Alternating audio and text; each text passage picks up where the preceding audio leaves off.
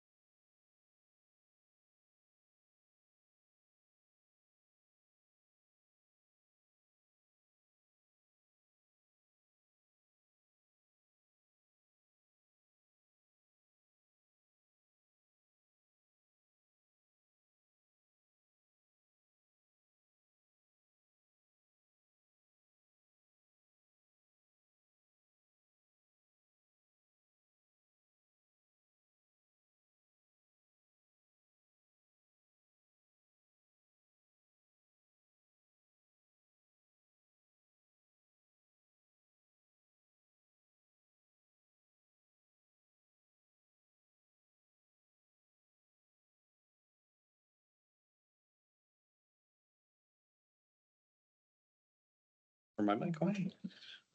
All right, I will call to order the Board of Commissioners meeting. If you could just please rise for the pledge to the flag. Pledge allegiance to the flag of the United States of America and to the republic for which it stands, one nation, under God, indivisible, with liberty and justice for all.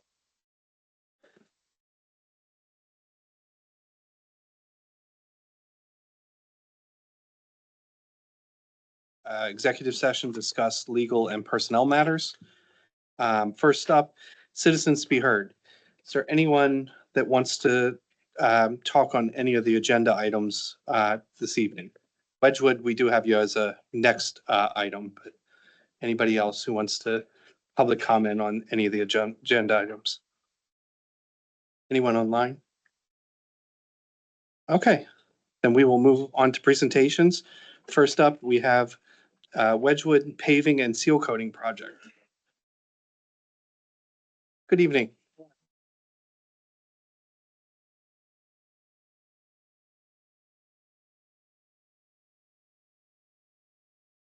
Hi, Kim. Hi, Kim. We just have to turn the mic on so people online can hear you. There you go. Thank you for allowing me a few minutes this evening. I did present just a little printout that I had done so that you would all have that. We are requesting approval for parking on Wedgewood Drive, as that is a Count Township road for upcoming seal coating project. And we will be paving Delphi Court, Bianca Circle, and Astor Court. We're hoping to try and do Westbury, but we think that's going to kind of be pushed off to the spring. We will be seal coating Brighton Court, Ashley Court, Nancy Lane in 2 phases. And then the 3 A's, Argyle and Appledore and Ascot at a later time. So we want to do a couple phases. We're hoping to do Nancy Lane in 2 phases for the simple reason is we have to split it. We have a homeowner that is going to have her parents have a few medical things. So we're going to do the side with the driveways, and then we'll do the side with the pool so that they, no matter what, will be able to get out if they have a family emergency with both parents having some surgeries. We're hoping to start this in the next probably 2 weeks, I think he was shooting possibly for next week, but everything's with weather, as we know. We're hoping that we have seal coated Ashley, Brighton, and Nancy before. It only takes a couple days to seal coat, pave it, get them back on the streets. We will have our property manager, Anthony, there. We will supply his cell number to Don, as we had discussed before it, so that everybody will have contact with him. A few of us plan to try, as we do our courts, to be home. With that being said, I've made it very clear that we need to block off so that every emergency vehicle can get into the courts. And this isn't the first time we've done this. So we've done Brighton, Ashley, and Nancy before without an issue. We've also done the 3 A's. So we're just re-seal coating them. We'll make sure that we're parked back enough behind the backside of Brighton, not the shop side, obviously, so we don't infringe on them. And we will cordon off the night before. Again, all the entrances so that a fire truck can get in there. I mean, that's going to be the biggest thing that's going to get in there. So that's good. You know, I don't want to say just fire trucks, obviously, police cars, everything. So that is what we are here looking to have done and get your permission on, and a little bit of help with, obviously, Wedgewood Drive. Don, do you want to? Of course, and thank you for taking time out of your schedule to come and present. This is the reason why it's coming before the Board of Commissioners this evening is obviously Wedgewood Drive is a restricted parking area by ordinance. In order to temporarily suspend those requirements, the Board of Commissioners would have to agree that that should be done in order to accommodate this project. And speaking with Director Stackhouse and the chief, I know there's some thoughts that it's going to be on one side, correct, of the street, or? I guess we can try and do that, whatever. Whatever I think we would, based on a public safety standpoint, need it to be on one side of the street only. And when we had the chance to speak earlier, I think you indicated if a vehicle would park illegally, you would have a towing contract. So we have a towing contract with 3D Auto, and they will be on site to start each day to move things out. And then we are in communication with them. If they need to come and move anything, they will immediately come and move it. And we appreciate that. The one thing in speaking with the chief is that since it's a public roadway, the proper procedure would be for the township police to be responsible for that activity. We wouldn't want the HOA to have someone towed and have that come back on you. So we would be so notifying the chief and his officers Okay. of a situation would be the appropriate. And that would just be though from Wedgewood Drive, because we would tow from our courts if the cars were not moved. That's fine. Okay. Yeah.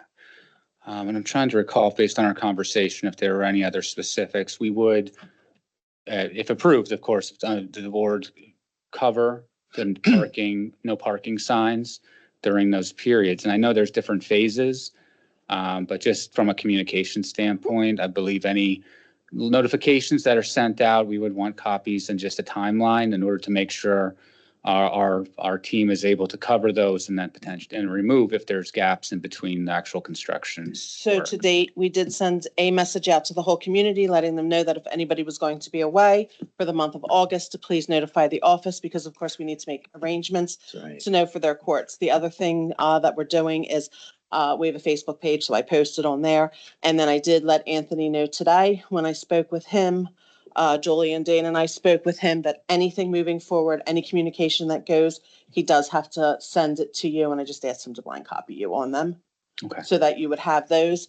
We're hoping that if they start, if we get the time frame, again, it's all weather. The weather is going to drive this project. We're ready to go. They're on board with us, ready to go. We just have to have the weather. So, and we're trying to make sure we have enough time, because as we know, we can't lay asphalt down as it starts to get cold. So we're at that spot where we need to start. So that's where we are with that now. And I do One- have one question too. Go ahead. just really before I forget, you had mentioned that the shopping center, there's going to be the ability for overflow parking. I have reached out to them and asked them if there would be any issues with that and to let me know. Okay. If you get something and it would be preferred if you get something in writing, if you could share If that, we don't get anything, we're not going to obviously do that. just in case some of the, if someone's leasing space and complain about that to the Yeah. township, we would have documentation. With parking on one side, I just want to make sure, like if we're doing Nancy Lane, we would probably park on the Nancy Lane side. When we're doing the Ashley side, we would park on the Ashley side. It's not a problem as long as we're just on one side. I'll defer to, I don't think that'd probably be a problem. Okay. We need to know that. Yep. Yep. Buddy out. And what we'll do is we'll actually rope off the side they can't, because they will just do it. So There you we will just rope off and be done with that. So we just need to make a motion to temporarily suspend no parking on both sides. Is that what we need, or how do we need? to- North side. You're going to suspend on the north side. On the north side? Yeah, well, what would be the east side when you first pull in where the car dealership is, and then where Wedgewood bends around to the left, it would be the north side. So it would But be she's that. saying she's going to swap sides. Because we're going to end up at one point, we will be paving the other side. So we're going to seal coat Ashley, Brighton, Nancy. And then, but we will be on the other side because we're going to seal coat the 3As. We probably won't have a lot of parking over for Wedgewood Drive from there. He's side of the road. So he was saying, just to say, because you were saying if you're doing Nancy, you would park on the west side, correct? And then, but you're saying pick one side and Yeah, would it matter to you which side for them?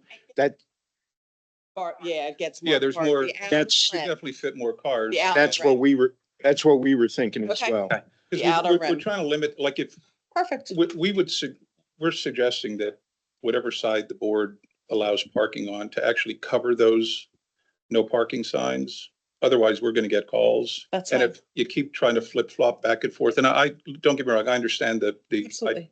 idea behind it. I think it would be better if we just keep it. So then the inner rim, we won't park on. correct. It'll be Just you the picked on outside. The a outer. Good way to Yep. put the outer rim. That okay, works. Josh, yes. let me just make one comment. Our sewer department is scheduled to do some I&I work in that neighborhood. And I think they've been putting it off because of the weather itself. So They've been in there. can we coordinate, or They've been in there. are they already done? I'm not sure if they're done or not. They've been in there last week and they were in here earlier this week because the homeowner had an issue. Oh, okay, okay. If we can just check with Scott, I mean, if they're already finished that I neighborhood. don't know if to completely finish, we'll coordinate and Yeah, just let us communicate know. that. Just so send an email. We're not We can- overlapping We each can other. coordinate that. That's not a problem. I had a question. How long does this project generally take? I honestly, I don't know because with weather related, I would say it's gonna be a good 4 to 6 weeks. That's- 4 to 6 weeks, I would say, give or take. Again, it's all gonna be, if we get the rain we've been getting, that's gonna stop and then we just gotta But wait till it generally, you're dries talking out. 4 to 6. Yeah, that's the only thing that would delay us is weather. And how do you handle handicap parking for people that? And that is where we're going to have Anthony on site. And we have notified everybody, like I said, with the homeowner that has an issue with her parents. If anybody needs something special, Mhm. we've let them know just to reach out to the office and he will be there each day. He's going to work for the next couple weeks from the Wedgewood Community Center. Yeah. So he will be there if there's any issues and be able to move cars and et cetera. All right, thank you. Any other questions? Good. Okay, so then I will entertain a motion to temporarily suspend the parking regulations on the outer rim of Wedgewood Drive. Should we say for up to 3 months, or do we put a timetable on it, or?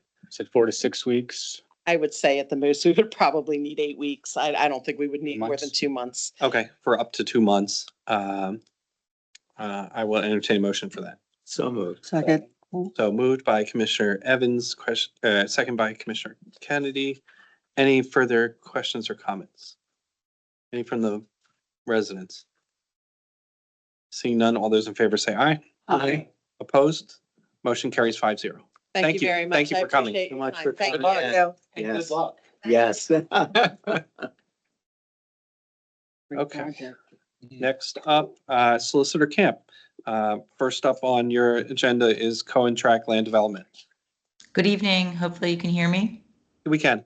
Okay, great.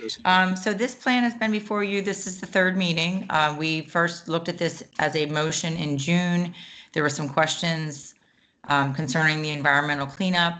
We had a conversation at your July work session. Mr. Mullen had some questions specifically that were, he wanted clarification on the amount of remediation that had been done. We received a letter from the applicant's environmental consultant, Huxta Environmental. They wrote a letter of July 20th that answered Mr. Mullen's questions. I believe that Paul is satisfied with those responses. I do think that the applicant has demonstrated that they've met the condition of the plan approval that required, proof of the remediation for Act 2. There was also some Planning Commission suggestions and recommendations that I believe they've addressed. So the motion before you would be to grant final plan approval subject to the conditions. The conditions are pretty straightforward. There's an error review letter of June 5th, a Pannoni Associates traffic review of June 8th, and Pannoni sanitary sewer review of April 20th and May 15th that they'll have to make sure they can comply with all of those conditions. They have to comply with all the conditions of the conditional use decision in order, the zoning hearing board decision in order, and the preliminary plan approval. I carried over some of those conditions. One specifically, they have to create a homeowners association and prepare a homeowners declaration. And I like to see those before they release the final plans because there's things we need to make sure get carried over from the plan approval into that declaration.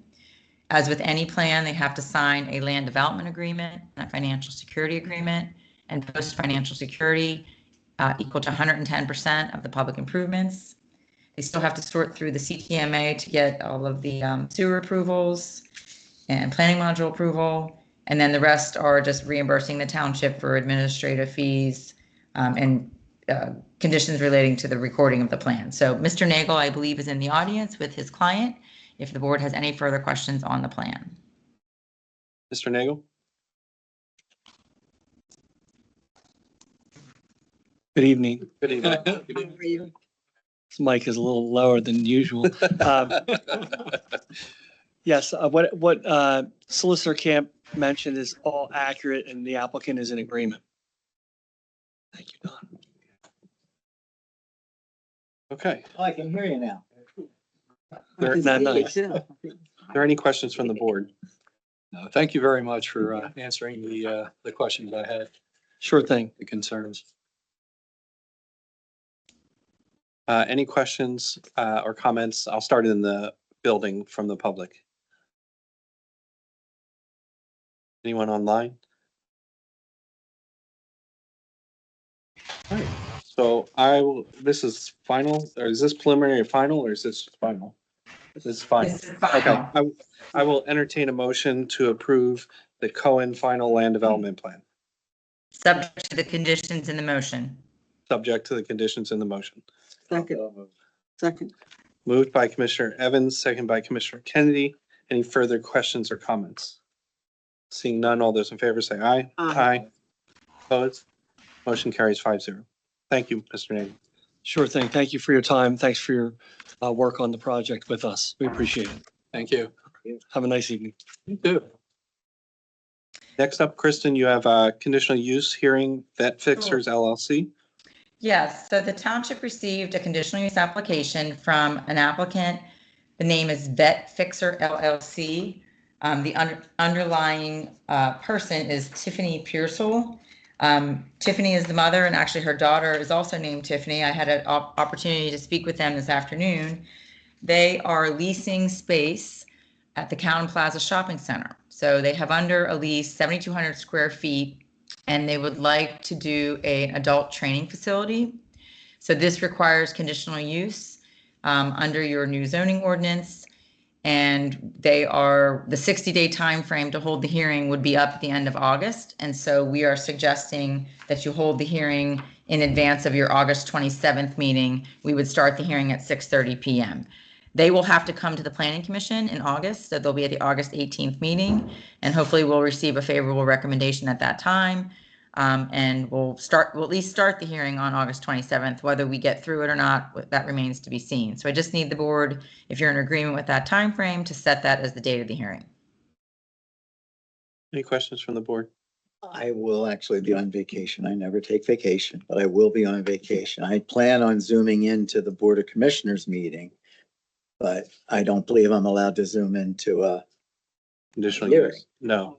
So Mark, you could You can read the listen in. transcript. Yeah, you could read the transcript. I mean, you wouldn't be able to participate in the hearing remotely, but you could watch and listen. I have a feeling we're going to have to continue it to another date anyway, because they're not represented by council. So I Okay. believe that it's going to take longer than an hour. So I think it's fine if you would zoom into it, but again, you wouldn't participate, you'd just be listening, and then we'll get to the transcript. And then at the second hearing, obviously, if you're there, you have every right to participate in the vote. go with that. Thank you. I appreciate that. We did ask the applicant this afternoon if they would agree to continue it to September, because I was a little bit concerned that it might take 2 hearings before the Planning Commission, or excuse me, 2 meetings, and they were not willing to grant an extension. So under the municipality's planning code, we absolutely have to hold the hearing in 60 days if they don't grant the extension. So that's what we'll do, and if we have to continue it, we will. And Kristen, that gives Planning Commission enough time to hear it and render before we make a decision? Well, again, I mean, that's what I tried to explain to the applicant, that I thought it was better practice to allow it, at least give the flexibility to go twice to the Planning Commission. And she didn't, she said she wanted to get it started. So again, because I think that it will take more than 1 hearing, even if they don't get out of the Planning Commission with a recommendation, I think you can start the hearing, let them, we'll see if there's parties, let them start their presentation. We would continue it to a date that followed the September Planning Commission, because hopefully by then, you'd have a recommendation.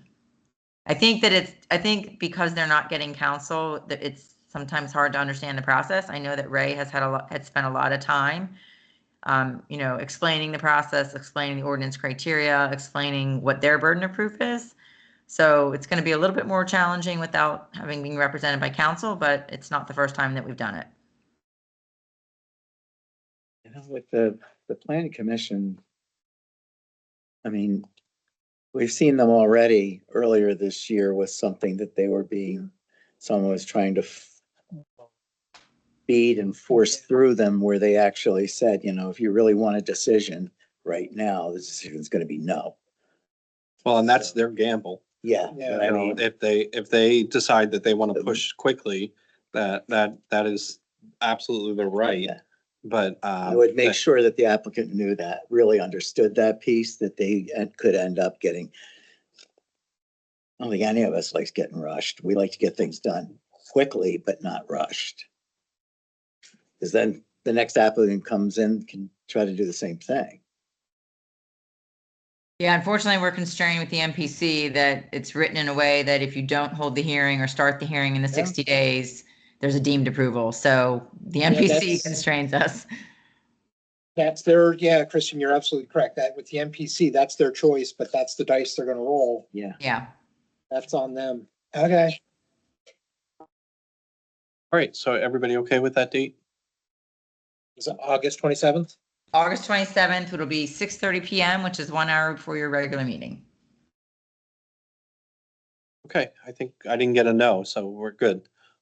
Okay, thank you very much. That's all. Is there, I don't have anything else unless anyone has any Anybody? other questions. Anybody else have anything for Kristen? Kristen, thank you. Thank you. so Enjoy your much. meeting. Next up, Township Engineer, paving bid for the 2026 road program. We've all been waiting patiently for this, so. Well, I'm Erin Von Hock from Gilmore and Associates, and we had the bid opening for the 2026 road program via pen bid on July 21st, 2026. The project included, we received 4 bids for resurfacing portions of Fisherville Road between the Route 30 access and Bondsville Road, as well as North Bailey Road from Fisherville Road to Kings Highway. The bid submitted by the apparent low bidder, Long's Asphalt, was determined to be the lowest responsive bid found to be complete. So it did come in about $6,500 over the township's budget. But if the commissioners wish to complete the project, we would recommend award to Long's Asphalt in the amount of $356,470.80 for options 1 through 4. 1 through 4? 1 through 4. So we had, those sections were being paved, but we had broken it up in case there was Yeah, wait, extreme yeah. budgetary concerns. So just so I have that right, 356,470.80. Yes, that's correct.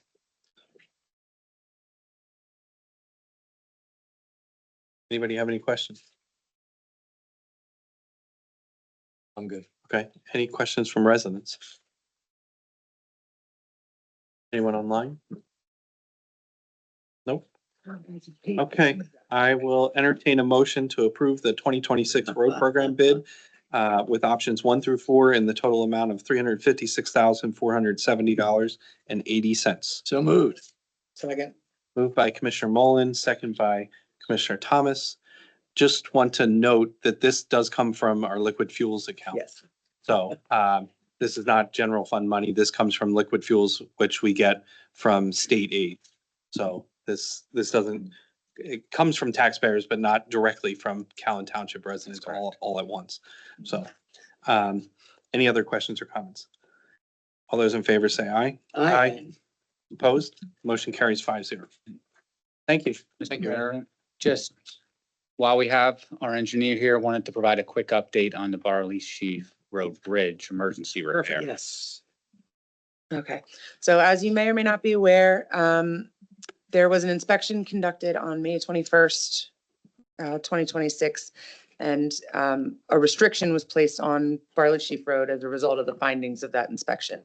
The restriction was that vehicles weighing no more than 15 tons were permitted to use the bridge. However, after a few hours of posting those signs, it was very evident that no one was obeying those signs. So it wasn't practical to enforce that restriction 24/7. So the bridge was closed. The inspection demonstrated that the bridge was in poor condition and needed immediate repairs. There were large sections of stone and concrete that came loose from the water running underneath. The road surface on both sides of the bridge has started to settle and sink. The supports have been undermined, and several of the steel beams that support the bridge have started to rust and have lost some metal due to corrosion. We have put together an emergency plan and are ready to submit a permit. The repairs include backfilling the scour holes along the abutments and within the stream bed with concrete or other approved material, filling in the void abutments along the abutments and the footings. And then depending on how the pricing comes in, there's an alternate to clean and paint the exposed beams. So once awarded, if awarded, the contract work is anticipated that it'll take about 60 days to complete. The weight limit postings will have to stay in place just due to the metal loss of the beams. So ultimately, we're recommending full replacement of the bridge. But Do you have an hopefully- estimated cost on that yet? I do not have that. Okay, I believe we do have one. Our structural department's been working with. okay, So we've sent it out to 4 contractors. McCarthy Masonry and Concrete, Baseline Contracting, DMR Construction, and Jurek. So I believe do we need to bid that? it's an emergency work, so you can request proposals. Okay. And A slightly different process. when do we expect to have that ready to, That should be ready for your consideration at the second meeting in August. okay, So the contractors have about 2 to 2.5 weeks to review the specifications and put together some pricing. okay. And then you said an emergency permit, will that be granted in the same time frame from? It should be, DEP? yes. It should only take a couple days Okay. to review. And so if we, let's say at the end of August, we approve that, it would take them, what, a week or two to ramp up to It get? should. So it would be dependent on weather and the contractor's schedule. Okay, so essentially 75 days or so from our August meeting, we could anticipate weather related. Hopefully, yes, Okay, hopefully. any other questions? Good. Anything else engineering related questions? Appreciate the update. Thank you. Thank you. Thank you. All right, next, directors reports. We will start with Mequist. Good evening. Good evening, commissioners, everyone else in the room. For the record, Michael Sarro, Assistant Chief Minquist. How's everyone doing? Good seeing you again, right?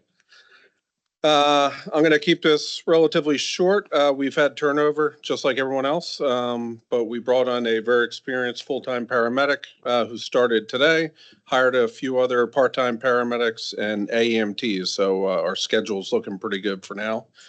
Our training is ongoing through Nick's goal. Due to the recent unfortunate incidents at Marsh Creek, August 7th, we'll be teaching a CPR class for a lot of people that work there, and any citizens in the area that wanted to attend. Should be a pretty good showing. So we're happy about that. We also had 2 new ambulances added to our fleet this year we're excited about, including one that will be getting signed off tomorrow by the county, assuming pass inspection, and we've never had an issue there, so we're happy about that. Finally, I know Derek Dry sends you guys the numbers, but it continues to be busy. I think we were just under 500 calls this month alone between the 3 trucks, so we're doing everything we can to cover what we can. But like I said, the schedule's gotten better, training goes on, new units, new providers. Very happy with the direction we're at. Do you guys have any questions for me? Any questions? Stay safe. Yeah. No, thank you. Thank you. Thank you. Fire department, I think I saw Patrick online. Can you hear us, Patrick? There he is.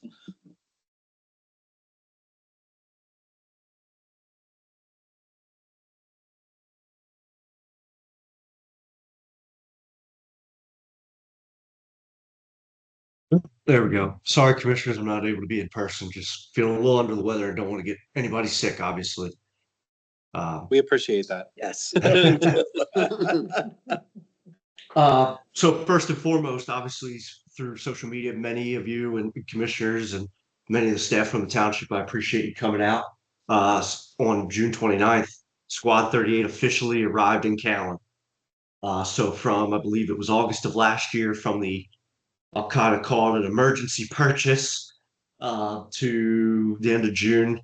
It was a long waited, but much needed anticipation. So we added that. And then just a short week later, I'm happy to report that the unit went into service, and it's been running nonstop. It's been, especially here recently, it's There's been numerous fires we've been responding to with our mutual aid partners. But it's, again, thank you, our commissioners, our residents. Obviously, we would not be able to do what we do without you and your support. And obviously, that's what we want to continue. One thing I just want to call out from my report, in addition to the squad, obviously, was typically I don't call out the numbers, but just in a year's time frame. So from the first 6 months of 2025, 2026 versus the first 6 months of 2025, our call volume is up roughly 27.6%. So obviously we are very busy, as you hear across EMS, police, everybody. Our call volumes rapidly growing, as is the department, as is our community. So it's expected. The only final thing I have is I want to send a huge thank you to Commissioner Mole and Commissioner Thomas for attending our live training back in July. We were happy they were able to go into the burn building with us. But we also, for those that we'll have another one, I believe is coming up in October. So if you want to get a chance to see us in action, we'd be more than happy to have you. Other than that, I'll entertain any questions. Any questions for the fire chief? Yeah, no, I'm just reviewing how many of your calls are to the bypass. It's just it's crazy. Stay safe. Thank you very Patrick, much. again, thank you to you and to Ray as well, and everybody down at the firehouse for the invite. It was a fantastic experience to see exactly what goes into the training, what you guys prepare for, how you go through it, and the time and sacrifice away from your families that it takes to have that done. And I'm just looking at the chief to see what they may be offering next. Well, you'll get to see us again on National Night Out. We're really looking forward to seeing everybody. We'll be doing a vehicle rescue extrication, so you'll see a different side of our training. The chief has now volunteered my vehicle for that extrication.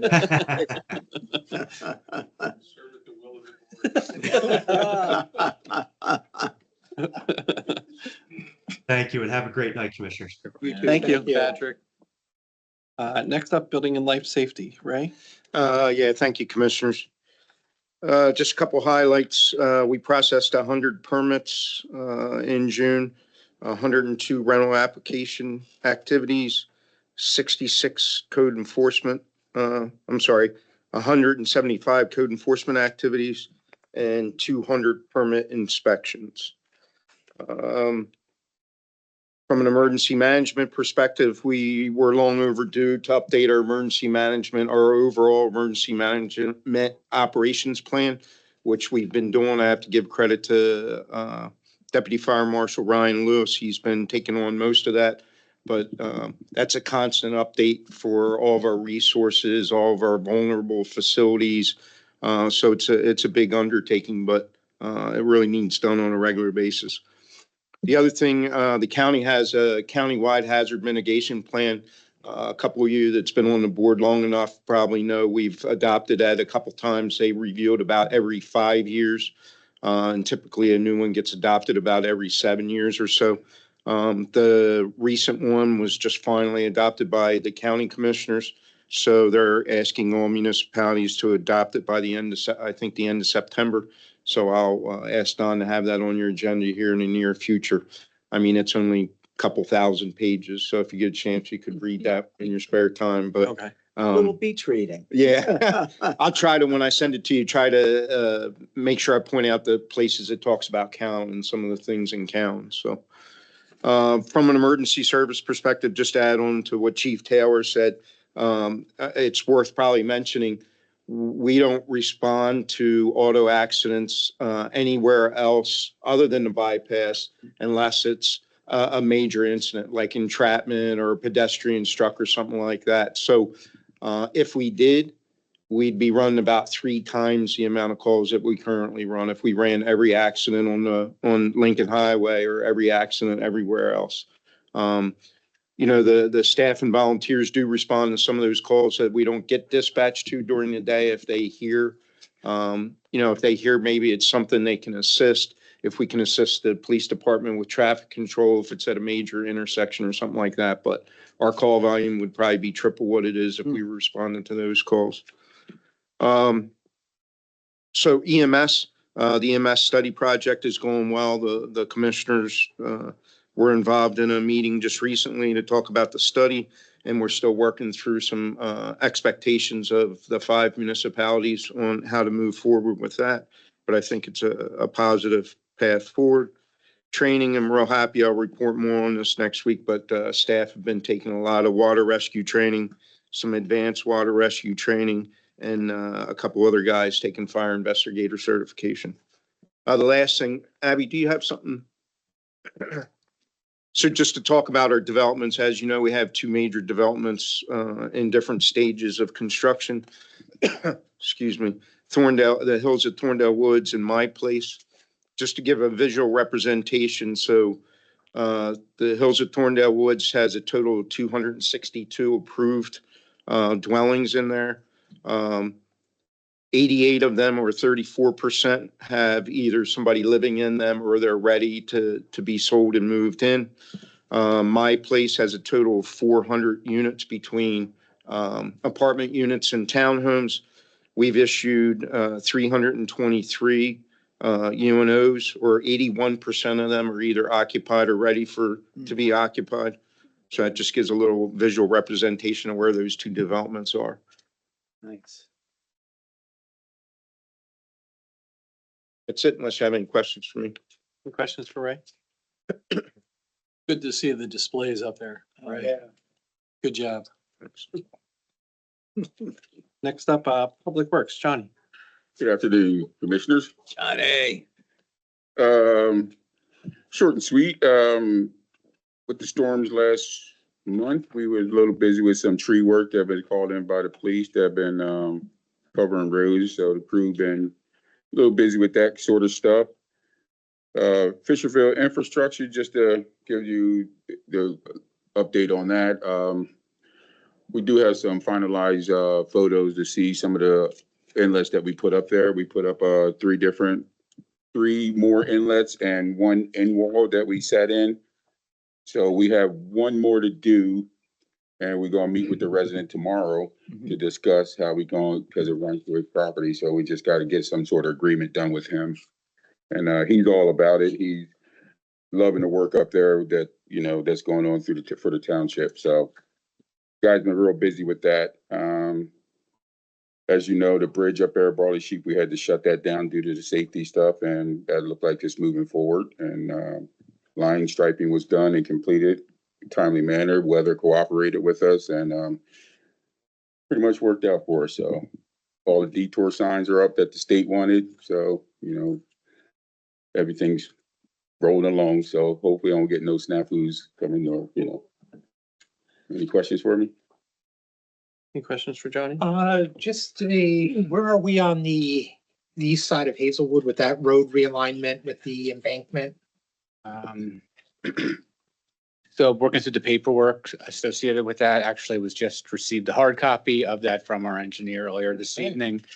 So be working with her once I review and provide it to Public Works to get that going. So very shortly, but it's in progress. Perfect. Thank you. Any other questions? Johnny, all those pictures up there, were that just along Geo Carlson? Or what road was that? That was Fisherville. That was Fisherville. Yeah. Okay. So there was never no stormwater proper stormwater up there.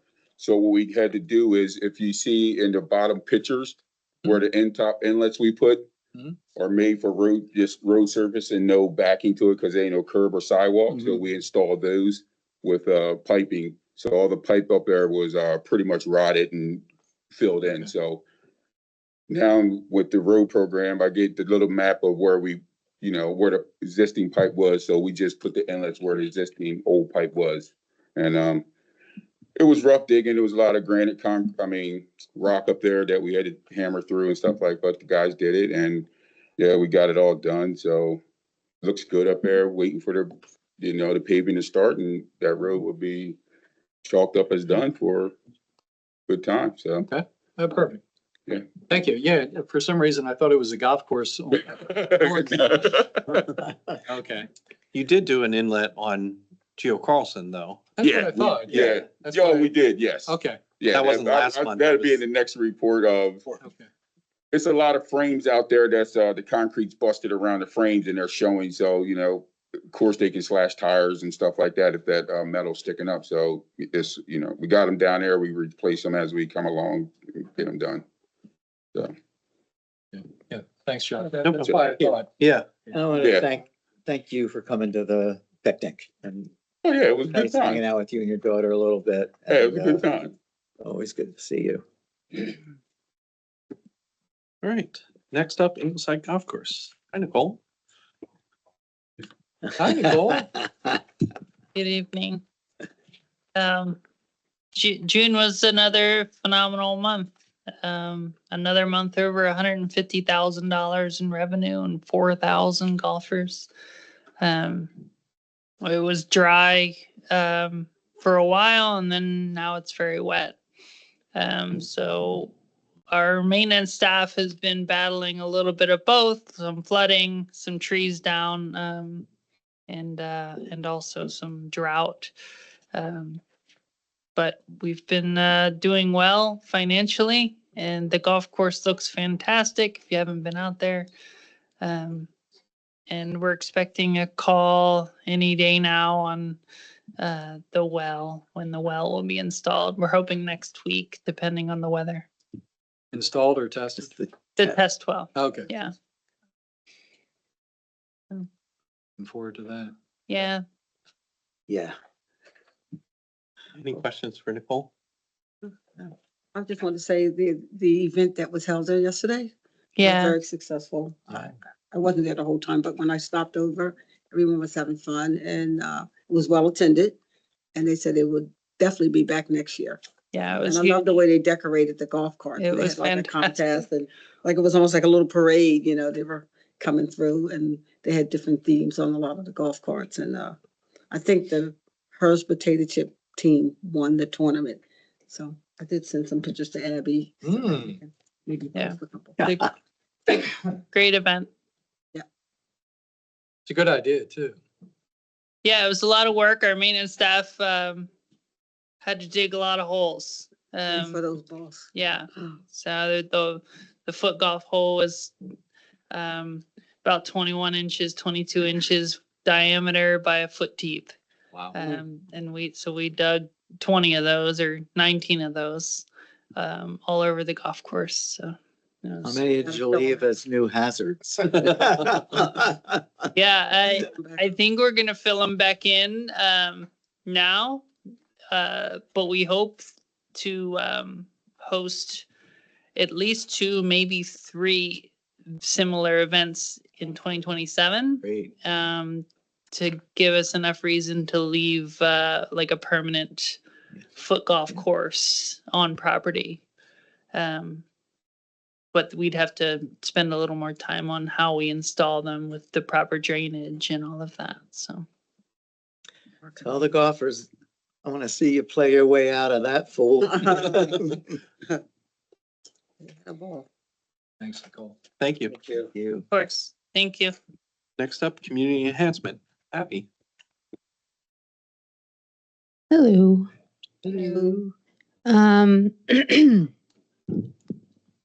So yeah, June, there's a lot going on. I think everyone was there, but we did get some great pictures from all of our 250 weekend events. Steve Rogers came to the picnic and did a phenomenal job. So we have a ton of great photos to use for future advertisements and whatnot. And we did actually book him to come back for Community Day as well. Great. So he'll having someone dedicated to doing that is always very nice. And he's very reasonable. Local. And very local, yes. Otherwise, usual information about the newsletter,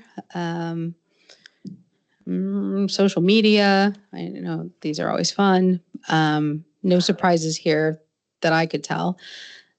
And some more pictures. So I think I mentioned last month about the Art in the Park and EAC collaboration event, and it was just a blast. So I think we would like to do more of those in the future. These are some pictures from that event where the kids and their families were making little dioramas out of clay of different creatures that live in the stream. And then EAC members, we did an actual stream study where we had these bins full of water from the stream with macroinvertebrates in them. So we borrowed a bunch of things from the Master Watershed Stewards, and we were looking through magnifying glasses and whatnot at the bugs. So we all learned about stream bugs. It was very exciting. And they have EAC and Parks and Rec have a lot of plans for how they can do more of these kind of science and art collaborations in the future. People really were into it. So that was great. The other event we had in June was the urban sketching event. This feels like a long time ago now, but it was a small group of amazing artists who were all from Calhoun Township, and found out about it from the newsletter and Facebook and all the ways we promoted it. And they just had a great time. So this instructor came from Philly, and he specializes in landscape design and kind of urban design principles. And the exercises were around that. So we sketched the park, we traded artwork halfway through with somebody else in the group. And it was really fun. I think everybody learned something, but it was very exciting to see the amazing level of art here in the township. Now we just need to get what they painted for the art show for Community Day. I actually saw his TikTok Yeah. on his travel out here. He is internet famous, apparently. He's a super commuter. So he was commuting from Atlanta to Philly for work. Atlanta to Philly, yeah. And made quite a reputation for it. But yeah, cool guy. And he would love to come out and work with us again. So I think, if we can come up with something else, we'd love to have him. We are slowly but surely moving along with Beaver Creek Trail planning. As you remember, we have 2 grants ready to go for that. So we are just waiting on a couple last minute things from engineering in terms of bog turtles of all things. Because it took so long and we did the wetland study so early, we've had to redo a little bit of it.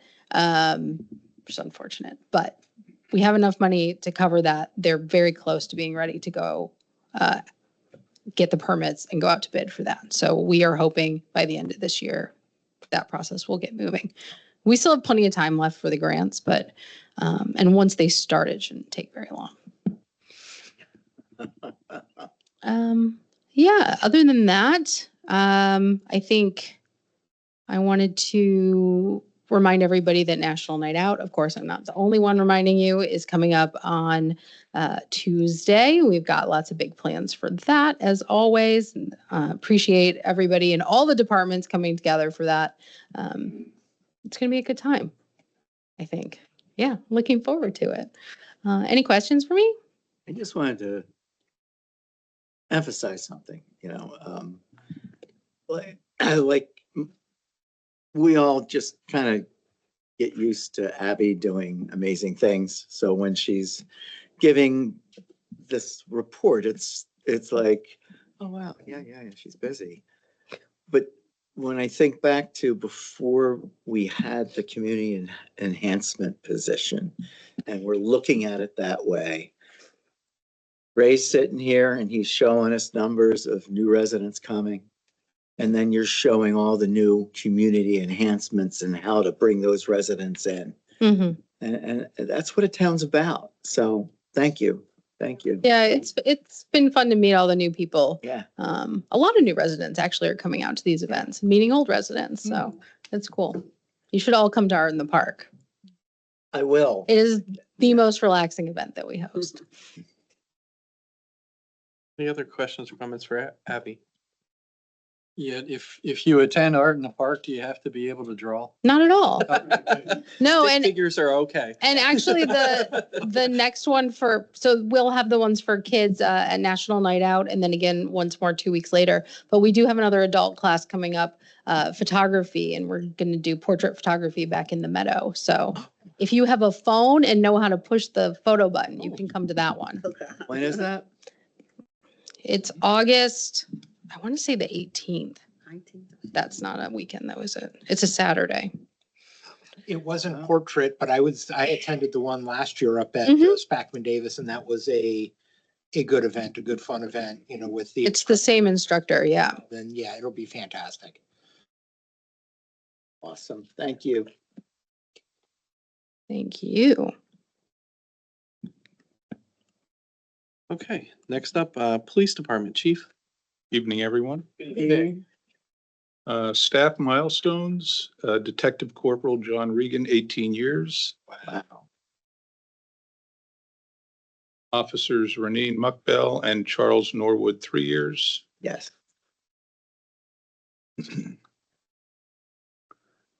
Calls for service year to date from January through June, 6,314 versus 5,800 a year ago. That's up 8%. And consistent what you hear from fire, EMS.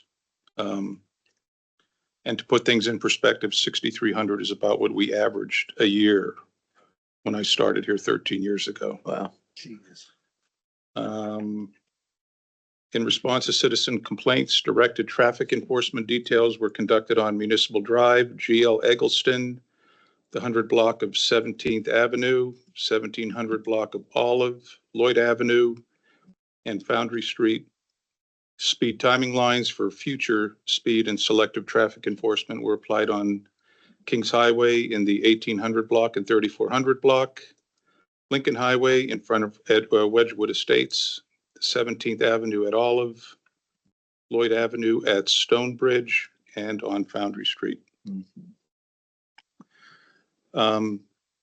At the last meeting, actually, it's been talked about at a couple meetings. The stop sign on Geo Carlson, where it turns into Miller at Loomis, has been a subject of discussion for a while. So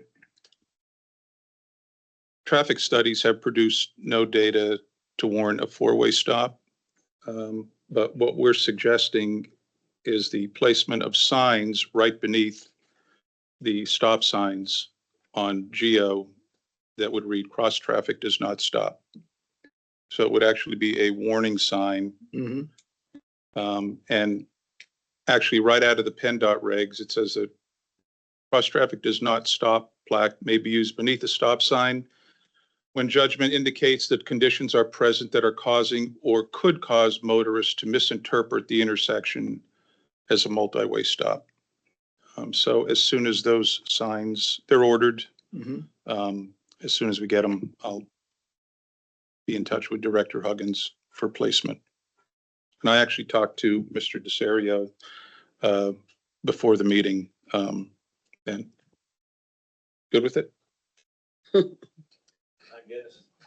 So I think it will alleviate a lot of concerns and issues that residents have raised.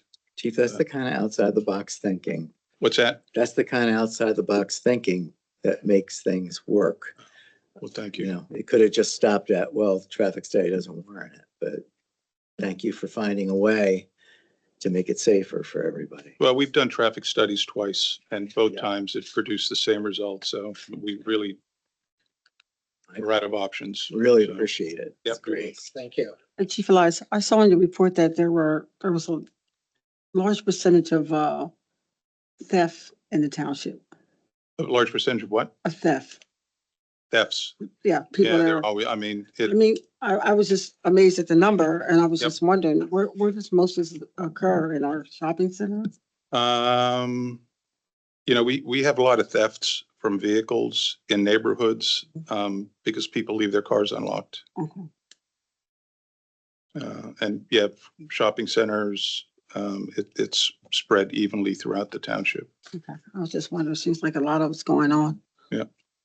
Yeah, when you look at that top category there on that monthly report, Mhm. they're the most serious crimes as far as uniform crime reporting goes. And you'll see month to month, Yep. that Oh, that's theft right. category is always consistently the highest. Yeah, and I was just amazed at like where it was occurring. I saw that. Yeah, Yeah, everywhere, thank you. Oh, wow, unfortunately. Yeah. everywhere. Any other questions for the chief? Yeah, so we typically do everything at the end, but come up here, if you want to come up to the microphone. Okay, all right, sounds good. Do you want me to cover the Carver Court piece now, or do you want to wait? Let's until do we the get further? checklist and then we're on to Carver Court. So this evening Lisa's not here, so we don't have a finance report, but we do have the checklist. My agenda up here does not give the check numbers, but we will approve the checks in the packet. What's it? So 56091.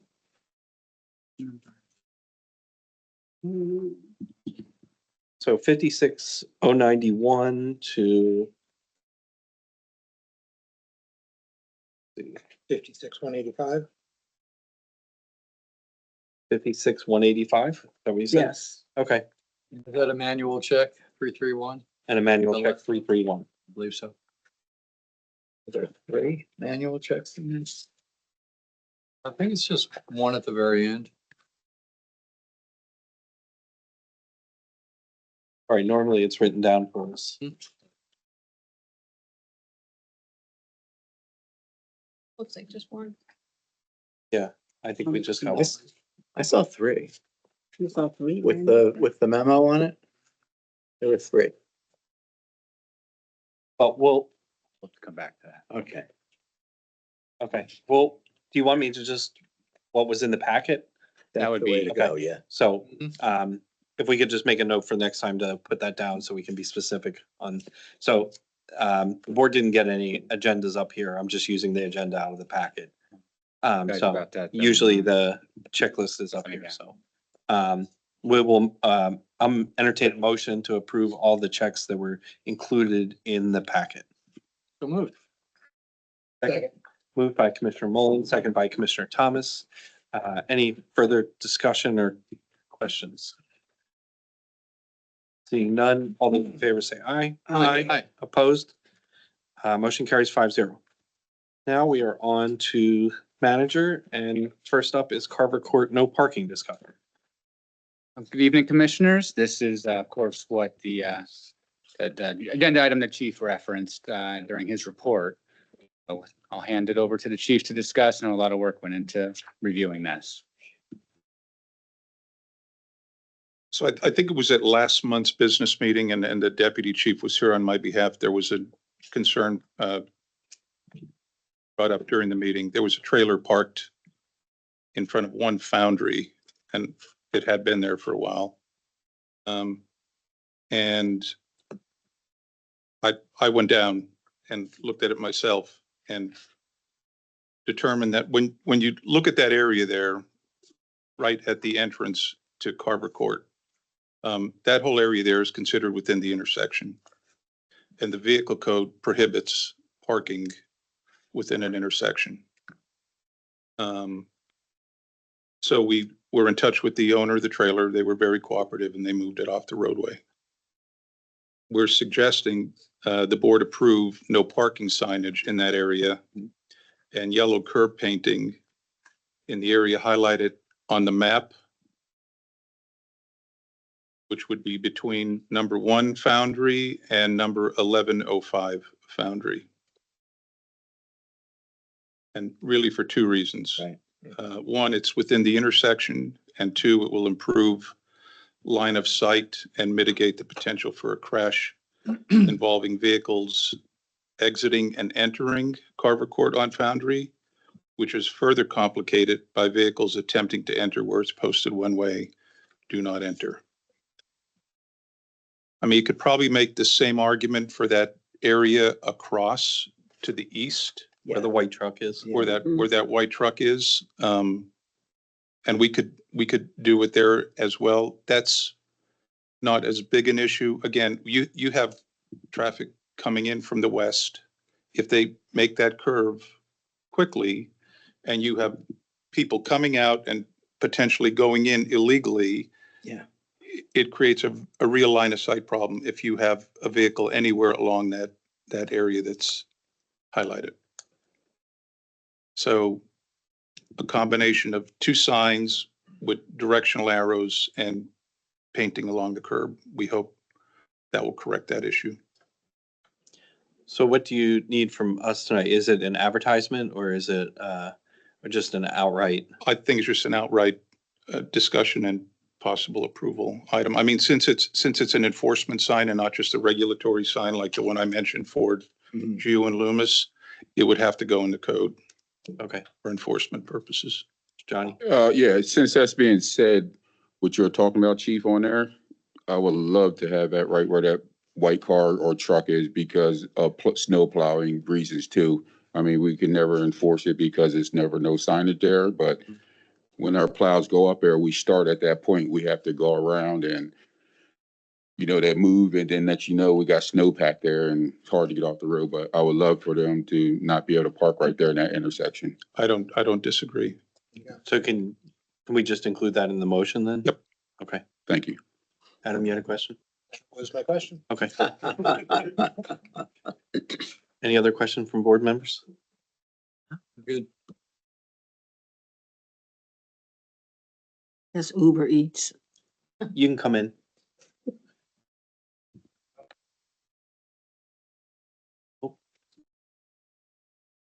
Pull the door. Can you help? It's George March. Is there anybody in the audience, the public that wants to make a comment on anything on the Carver Court discussion? Yeah, I would just say, I think it's a great idea. I think a lot of people are going to be safer. I think it's going to give a lot of more visibility going in and out of Carver's Court. Because again, the traffic has increased. I've been living there 40 years. I've never seen so much traffic. And I know we deal with speeding all throughout the township. So I think the police presence has helped a lot. And hopefully they'll keep us on their routes, when they come through, because, just riding through, it puts people on notice that we're watching. So thank you, Chief, and for all the officers that have assisted in this project. I think we'll see a lot more people be a little bit more vigilant, moving around. Well, we've conducted a half a dozen directed patrols at Brooks for people going in the left side. And for now, we've just issued warnings, but at some point, if that doesn't serve as a deterrent, it potentially could turn into traffic citations, and those are hefty fines. We'd like to avoid that. I have a question. Abby, can you throw the photo or the map of Carver Court back up, please? When the photo does show, is there any thought to maybe extending that island, that triangle out with paint to delineate the roadway, that this is a one-way out on the west side and east one way that way? Just so that there's at least markings on the ground to show that that's not just an open area, that is the roadway. Are you talking about a directional arrow painted on the road? No, I'm talking about the, what do they call it? The scouring, so you get, you just kind of like, yeah, just kind of like extend, you can actually see a shadow here. If you just extended this all paint so that people would know you're not traveling. The visual marker. Yeah. Yeah. I would have no objections to that. Okay. I don't know what goes into that, Johnny. Paint. Yep. So how do I need to phrase because we're adding the other side. So how do you want me to phrase so that the motion so it accurately represents? I would recommend we would update the map, and then we can reference the map and from Okay. the parking perspective. So from the, what would that be? The northwest and east side of the street as well? Yeah. Yeah, it's hard when everything is Foundry, right? Right, Like yeah. That's right. the, like at Brooks where we painted the curb within 30 feet of that intersection as you're making the loop around.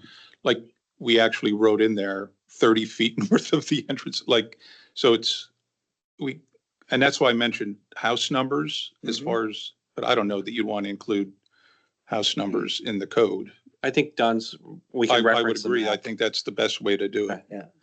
All right, so I would entertain a motion to limit parking on Foundry Street as shown on the maps given to the board, as well as investigate the ability for Public Works to paint on the street so that it delineates in and out of Foundry Street. So moved. Is there a second? Second. Moved by Commissioner Evans, second by Commissioner Thomas. Any further questions or comments? Seeing none, all those in favor say aye. Aye. Opposed? Motion carries 5-0. Next up, deposit account signature card. Riveting. Yes, thank you, commissioners. This is a heavy one. Been waiting for this one. Now, obviously, when a new commissioner comes on board, so the Board of Commissioners have signing authority for various accounts, and one was overlooked. Commissioner Thomas, when he started earlier this year, we did not have him signed on to the one account for the police pension fund. Paperwork before you will rectify that oversight and have all 5 members of the Board of Commissioners eligible to sign for that account, that fund. We just need a motion to add Commissioner Thomas to the signatory. That would be helpful.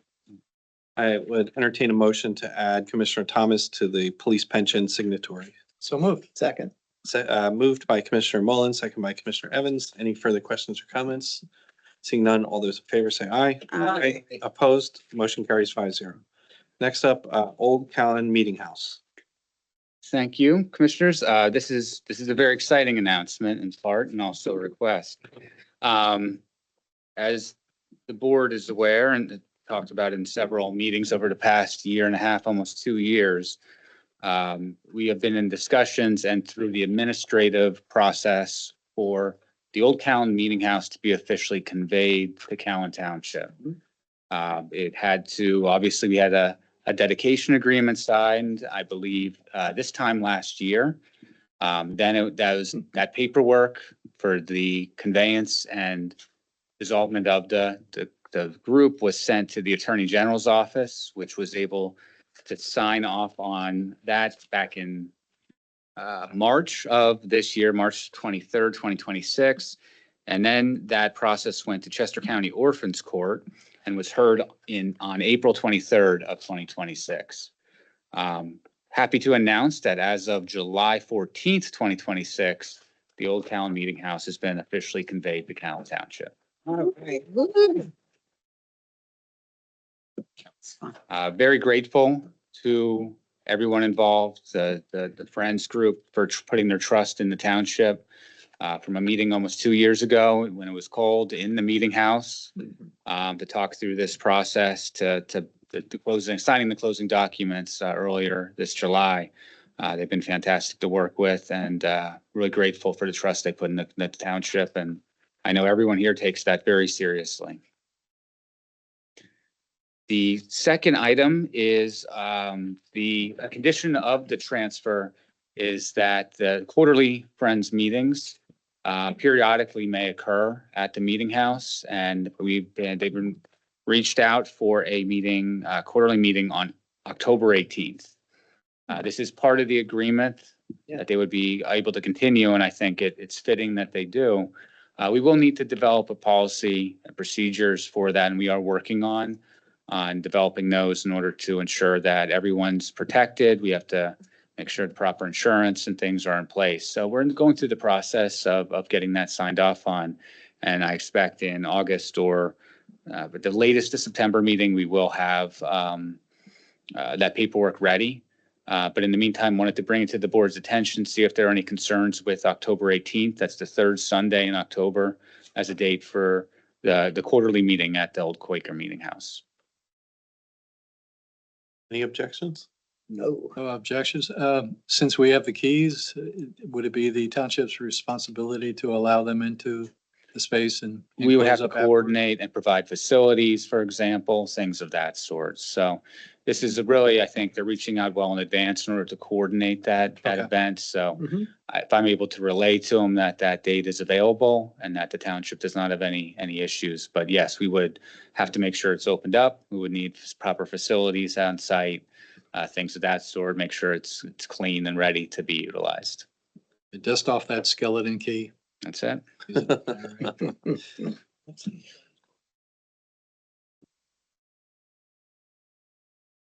Any other questions? Do you need a motion for that or just Really- a consensus? No, just I wanted to bring it to the board's attention to Okay. make sure there was no conflicts that I was not aware of. But there'll be some additional, procedures and policies being introduced over the next couple of weeks to finalize that. So I'll be bringing that to the board's attention once we have a chance to button all that up for future. It's exciting to have this property, 300 years, old property in the township's portfolio. I just wanted to thank Old Town Historical Society for coming to me when this was a crazy, wild idea and bringing me to the meetings from where I was able to bring in Don. Thankful that we have a township manager like Don who can see the importance of keeping that property forever. And having been a part of this, and of course, the day of the signing, I was in the hospital. But thank you. Thank you. Any other questions? Seeing none, we will move on to RKL audit engagement letter. Okay. Thank you, commissioners.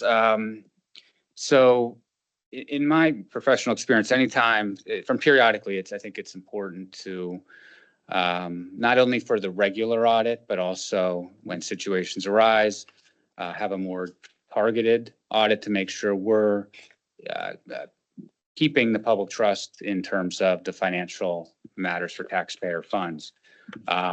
There's an administrative finding that we're working through, nothing concerning, but it's an opportunity in my view to go out and identify these third-party auditors to come in, just make sure we're doing everything correctly and just get a second look at certain areas of financials.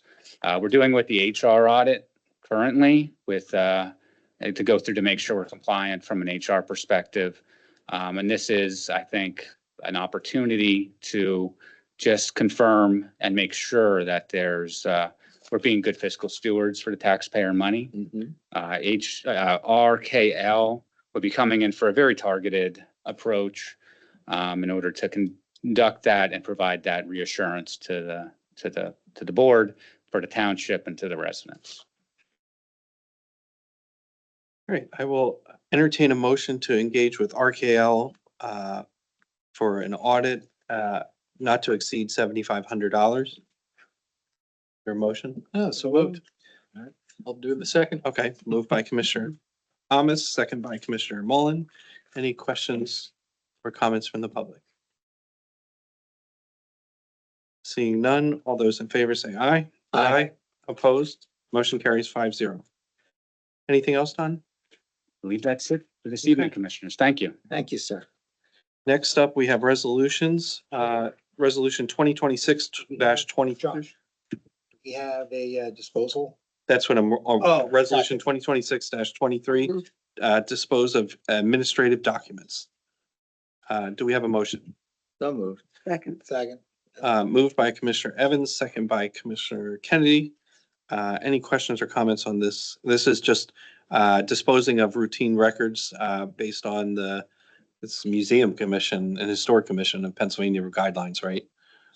Yes, there are very strict guidelines for disposing of public records. Some you can keep, have to keep 2 years, some 5, some 10, some forever. And staff went through, first and foremost, everything has been doc starred, it's been secured in the electronic format. But regardless of that, we do need to keep the physical documents up to the date where we're allowed to dispose of them by the Pennsylvania Historic Museum Commission. Documents listed on this resolution have passed that threshold and are eligible for disposal properly. But they have been doc starred and will be maintained for perpetuity as well. Perfect. Electronically. We have a motion and a second. Any other questions or comments? None. All those in favor say aye. Aye. Opposed, motion carries 5-0. Next up, minutes to approve, July 9th, 2026, Board of Commissioners Workshop minutes. Any questions, comments, corrections? Hearing none, I'll entertain a motion. Second. Moved by Commissioner Mullen, second by Commissioner Thomas. All those in favor say aye. Aye. Next up, additional business. I don't see any on the agenda. Anybody have anything? Next up, public comment, sir. Please come up to the microphone.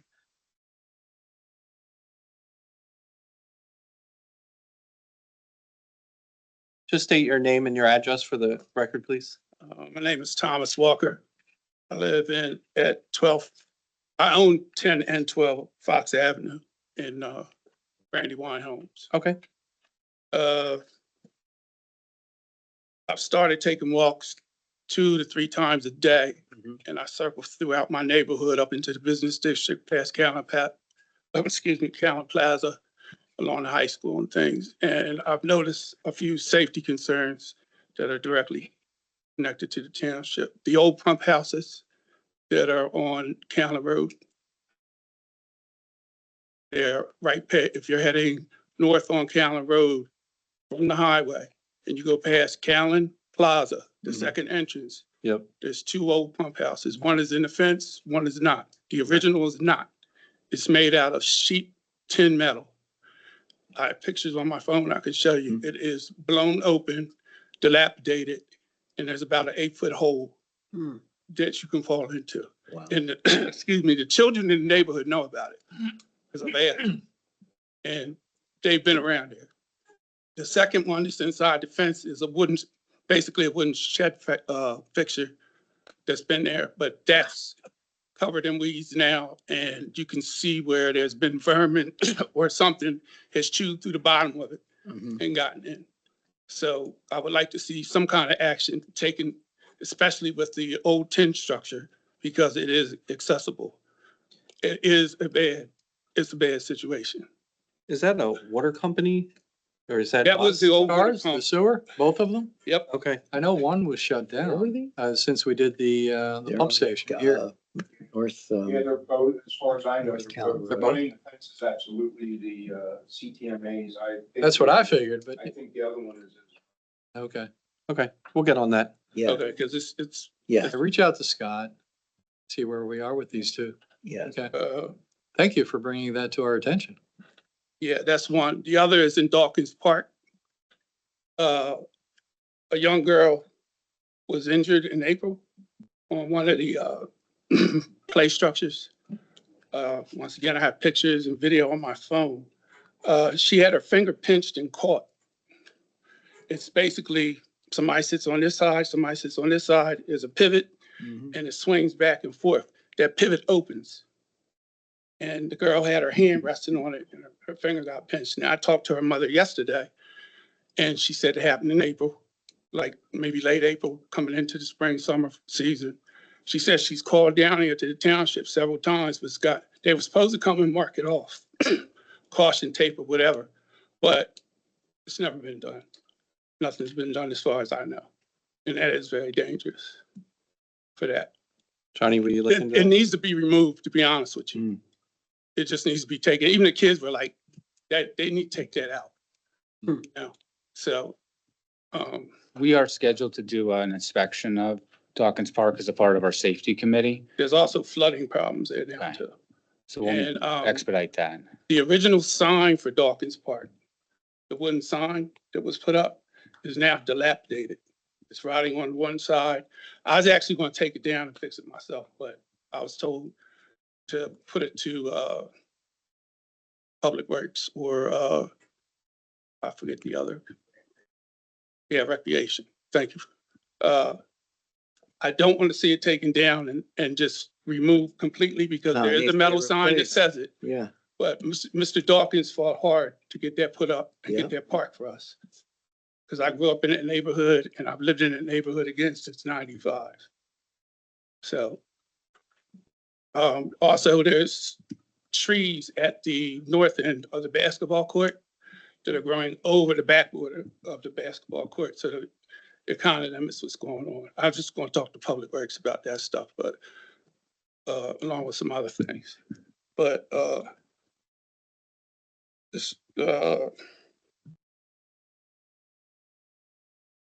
at the police department, like I said, I go out and walk frequently. Last week and part of the week before, I watched one of your officers that drives the truck make illegal U-turns before going over the bridge into Coatesville. No lights, nothing. They just come up, they go through the light, and they make a U-turn. No turn signal, nothing. They just do it. That's dangerous. And then after one of your officers pulled someone over and did that, watched them between McDonald's and the laundromat pull over on the shoulder of the road with the light on. I guess he was doing his thing on the computer, but once again, no hazards on or nothing, just sitting there, you know? And God forbid the drunk driver or somebody that's texting or not paying attention comes along and rams into him.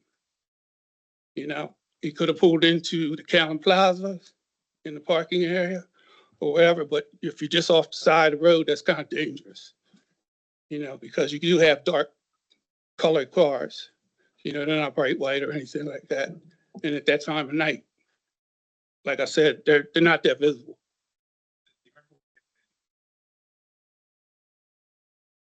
No. Mm-mm. The reason I asked, all of the cars have in-car cameras and the officers all wear body worn cameras Mhm. and. Yeah, I guess you could. I know the one officer that did it was the elder gentleman with the gray hair. He's a little shorter than me, lighter in build.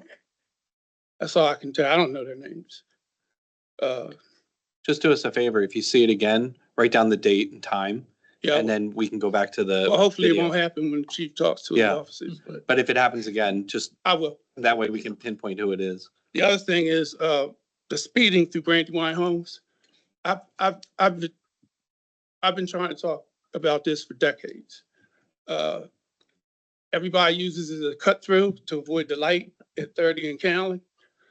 And not taken away from Carver's Court, but you know, we did have speed bumps at one time in the past, but they got taken out because people were complaining that they were too high and they were scraping their cars on the bottom.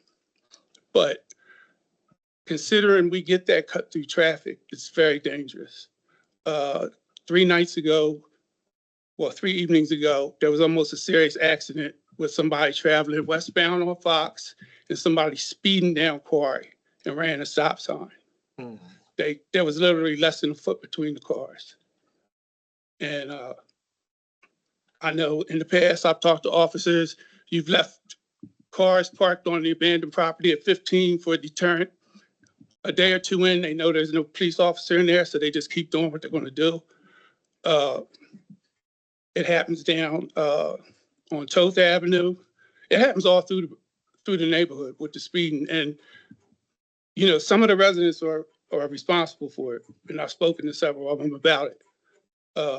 But there's visitors and guests that come in to do it. But most of it is cut through traffic from Fox to Toth going back out to 30, from Callan Road to 30.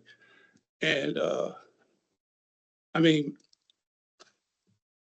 if they could find a way, if you could just find a way to enforce, you know, if you just started handing out tickets. Because I know about 4 years ago, there was one guy that would come ripping through our neighborhood 10:30 every night. every night he would just turn off a toast and just floor it. So one night I called him. I just stood out in the road and blocked him. And I told him, I said, don't come through here anymore. I'm calling the police because I have your tag number, everything. And I ain't see him anymore. But I shouldn't have to do that. You know, there's only one speed limit sign that only faces one direction on Fox. There used to be two. There used to be a children at play sign. Getting back to Quarry Street, quite frankly, you might as well not have the do not enter sign up because nobody minds it. They all go up the one way. And I was there, but I was young when they made that a one way. And they grandfathered the 4 houses on the left and the first house on the right. We're allowed to go, but everybody does it now. I've seen people go up Johnson the wrong way. And that's really crazy because that's just one big bend. And with the parking, you can't see. So, I mean, we have a lot of issues down there. I've had health issues. That's why I haven't been coming to meetings. But well, I'm glad you're here and you brought that up. In the same way we've addressed other issues, you know, based on resident complaints. I have a traffic unit this year that we stood up earlier in the year that is dedicated primarily to addressing, because we talk about it every time. The biggest complaints I get throughout the entire township are traffic issues. So after tonight's meeting, I will leave word with my traffic unit. And that's why, as you're speaking, I'm taking notes because I want to be able to pass what you're saying tonight along to them. Yep. Well, I do have another question for you. In the township, do you have a contract with a company called Sound Thinking? It was formerly known as ShotSpotter Incorporated. What's the name of the company? It's now Sound Thinking. It was ShotSpotter. Yes. Well, Coatesville City. I know. Contracted with them. I know about it. We do not. Okay. Well, why is there ShotSpotter units in our township? It's on the only location where it exists in the township is on the grounds of Coatesville High School. No. There's 2 telephone poles down on Fox Avenue. I don't know that we were aware that it was. Oh, it was. Because the police responded to it two nights in a night and the next day in our neighborhood. It was in November. It was actually the day after it was activated in Coatesville was that night. The police responded on Quarry Street, and the next day they responded on Fox Avenue. So, as you could imagine, these are just speakers, and Coatesville, through a grant, acquired this system last year and got permission to install those same speakers on the grounds of the Cache campus. They cover, like, if a sound is heard that resembles a shot, it doesn't give you the immediate area. It gives you a general area. No, it doesn't. No, it doesn't. They can pinpoint down to basically somebody's backyard. It's close. It's close. It's very close. And then it can be very off. I mean, it's got a good accuracy, but it's not 100%. And the issue that company is under suit by the ACLU for where they place them. And I'm not counting the high school. Well, if they were placed on Fox, other than the area of the school. Well, you're not supposed to know where they're at, according to the company and the press. Well, we'd have to know because we are the response agency that would actually have to go if it. I understand what you're saying, but I'm telling you what is written online about it. They were supposed to be put up anonymously, so there was no kind of retaliation to people that let them put them on their private property or business property. They said the police were not supposed to know where they were. It's supposed to be anonymous. Now you're supposed to respond because it basically runs sort of like a sonar, because within milliseconds, the station's notified and the units are dispatched. It's a very fast system. Could you actually see the device? Yeah. Yeah.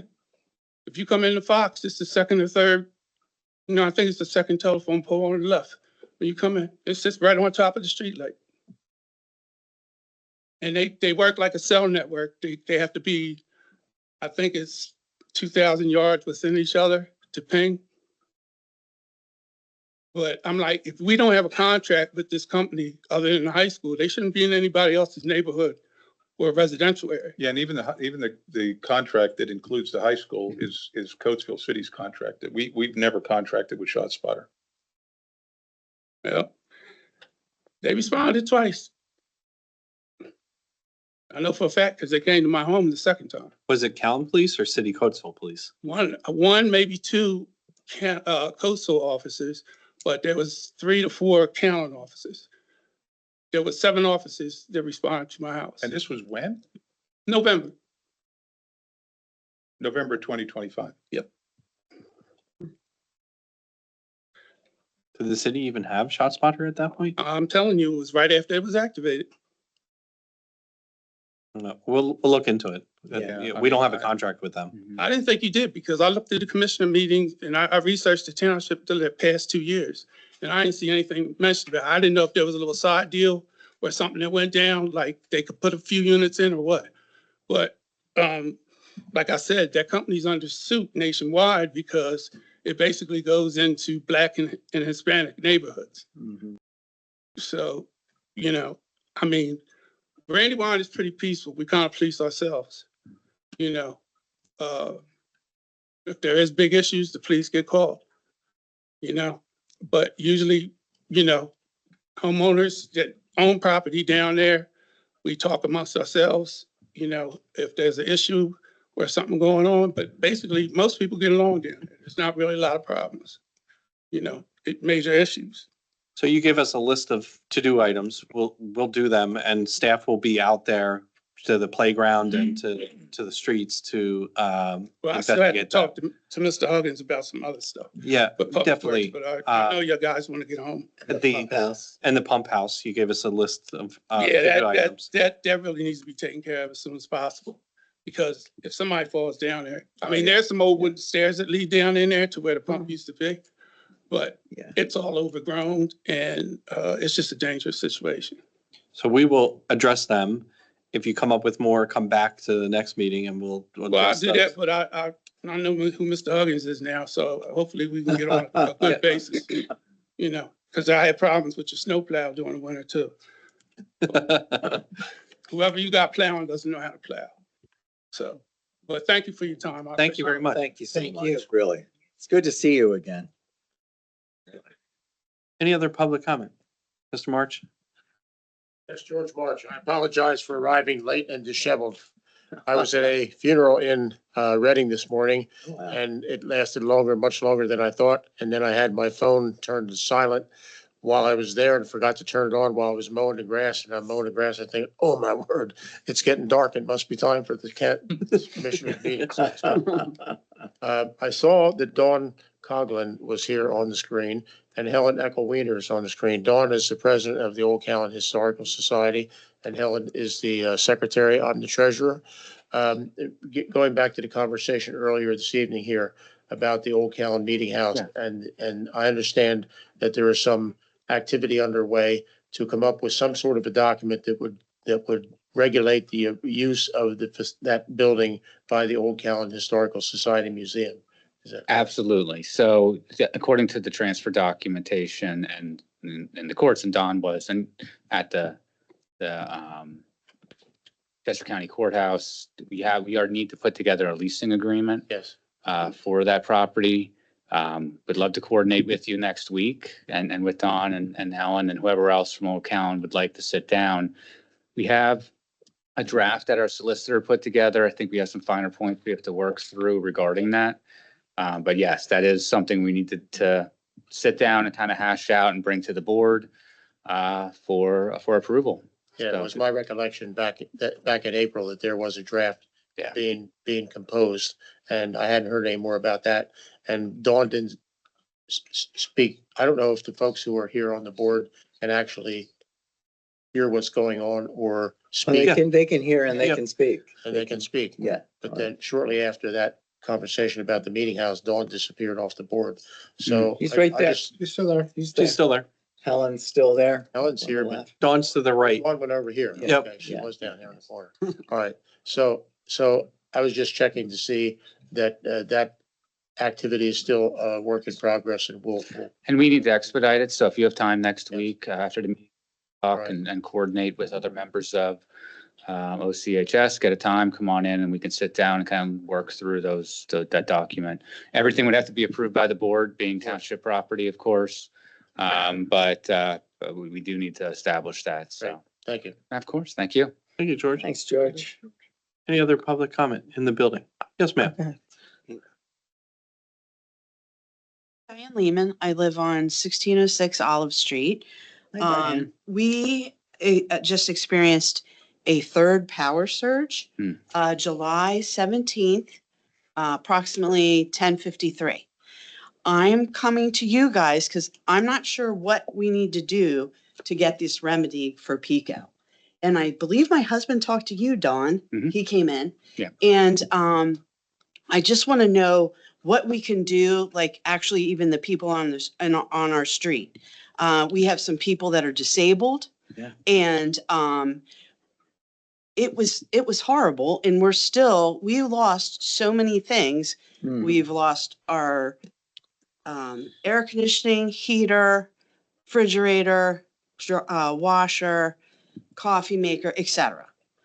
And again, since 2019, this is the third Pico power surge. So when I was speaking with your husband, was that last week? I think it was, or Yeah. 2 weeks ago. Yeah. I July provided 17th. him with, really there's strength in numbers. Right. And there's others areas of the township that had the same issues. And in that situation, we encouraged them, and I think we still have the forms online to fill out and let us know. At the end of the day, it is Pico. Right. But the way we view it is we're partners with you in encouraging them to do the right thing. We cannot compel them to do it. We cannot force them, but we can encourage them to do so. So really, the more people, the more neighbors you have that fill out the form that we have on our website or contact our office. Okay. With the other neighborhood, we had a map produced that showed all the locations of all the homes that were impacted, statements from everyone, and we sent it down to the government affairs individual at Pico and really got things moving. Some of them also filed complaints with the PUC, but informal complaints with the PUC, and that did, of course, help, I believe. But at the end of the day, we can continue to notify Pico, but the more residents that we have filling out those forms, and we can send them an entire list of all the individuals that are impacted, the better it'll be. So there's one person at Pico that just deals with government agencies, so like townships and things like that. So we have a direct line to someone. If you call just the Pico line, you're getting some random person in a call Right. center, where if you and your neighbors fill out stuff and we can funnel that information directly to the government affairs representative, we can try to help you get some action quicker than each of you individually calling Pico and getting nowhere and a runaround from a call center. Now, So yeah, if you can get your neighbors together, and even if you want to come back to a meeting and bring as many people as you can and bring us those forms, we'll do all we can to get Pico to listen to you as quickly as we can. Okay. And then the other thing was it took more than over a year for them to pave Olive Street. And because they were working on the development over behind the train station, that area, Okay. and it was a nightmare. It was just a nightmare. And I know that you have to do low bid, but low bid isn't exactly the best. It isn't. Don't disagree with you, but that's the requirement of the law. I know. The state. I know. And then the other thing was Asplunk started behind Olive Street, like cutting trees, and then they stopped. And there's more there's more trees that need to be taken down through the power lines, like behind our houses back there. So That that's we can try to help you with the government affairs representative at Pico.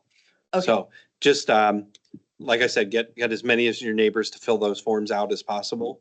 The more that, on the Callan website. do you know where it is on the website? Okay. We'll put it up, we'll promote it.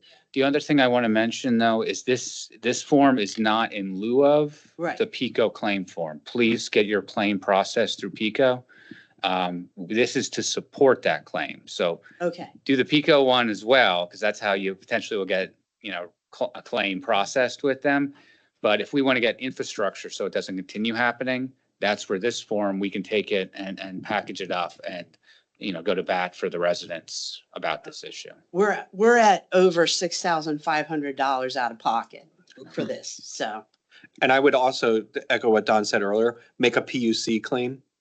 So do all three, do the PICO claim, do the PUC claim, and then fill out our form. And the more pressure there is on PICO to do something, the more likely they are to do something. If it's just one person in the dark screaming, nothing gets done. But if you have all three working at the same time, the PUC has a set out procedure. The claim form with PICO has a procedure, and then our government affairs rep will have a procedure. So if we can do all three at the same time, we might be able to get something working. Thank you, Josh. No problem. I just, go ahead. And also, now that the street is nice again, we're probably gonna have to come back for speeding. Join the crowd. Yeah. Oh, yeah. She just reminded me when she was speaking about power line and trees. I'm not sure where the property line is for the Callan Meeting House, but if you were going down Callan Meeting House Road off of Kings Highway, there's a tree there that the branches are severely entwined into the power lines and the communications lines that go through there. So being a resident on Callan Meeting House Road, my concern would be that perhaps that tree would affect those power lines in some way. I don't know if that tree belongs to the township or whether it belongs to the property owner next on the side of that line, but it might be worth checking out. And it's on the heading on the east side? Yeah, on the Okay. east side, coming off of Kings Highway onto Callan Meeting House. Heading With the down. Callan Meeting House on the right. It's the first set of trees that you can see as you're heading in that direction. They're all entwined in the power lines. Let's check that out. Thank you. Thank you. Thank you, George. Thanks, George. Anybody else in the building have a comment? I just wanted to add something real quick. I had a conversation with Miss Vivian Reeves. She's in the audience. And she shared a very valid concern, and it was about the Dawkins Park and Brandywine Homes. Although it's a community park, it's still in Callan Township, and it's not governed by and I don't know if you have a homeowners association or anything, but who regulates what goes on in that park? And who's responsible for what goes on in that park? And that's a problem because people are having events every day, all day, at their leisure, drinking, smoking, anything goes, and it's not being governed. There's no rules or regulations, and that's a concern. Parking all over the place, on the playground, on the basketball court. This happened this past weekend. Somebody had an event at one of the pavilions. Got that on one of my walks, because I live that way. Mhm. They drove, you're not allowed to drive there. There's signs along the road, that posted, there's no parking or whatever, but they just drove right off the road and parked in the grass next to the pavilion between the Tyler Center side and the pavilion. And, So that's my question. Who's responsible and who should be governing that park? It is. It is. Yep.